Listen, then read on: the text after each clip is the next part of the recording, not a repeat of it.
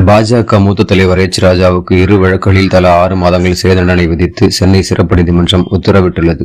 பெரியார் சிலை உடைப்பது, அறநிலையத்துறை அதிகாரிகளின் குடும்பத்தினரை அவதூறாக பேசியது, திமுக எம்பி கனிமொழி குறித்து அவதூறாக பேசியது உள்பட 11 வழக்குகள் எச் ராஜா மீது பதிவு செய்யப்பட்டுள்ளது.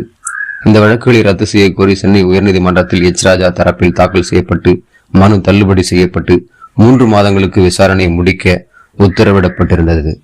எம்பி எம்எல்ஏக்கள் வழக்குகளை விசாரிக்கும் சென்னை சிறப்பு நீதிமன்றத்தில் விசாரணை நடைபெற்ற நிலையில் திங்கட்கிழமை தீர்ப்பு வழங்கப்பட்டுள்ளது.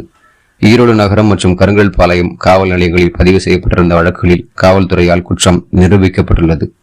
இந்த நிலையில் பெரியார் சிலை உடைப்பேன் மற்றும் கனிமொழி குறித்து அவதூறாக பதிவிட்ட வழக்குகளில் தலா 6 மாதங்கள் சிறை தண்டனை விதித்து நீதிபதி உத்தரவிட்டுள்ளார். இது குறித்து உங்கள் மேலான கருத்துக்களை தெரிவியுங்கள். நன்றி. அன்புடன் பிபிவி மீடியா. வணக்கம்.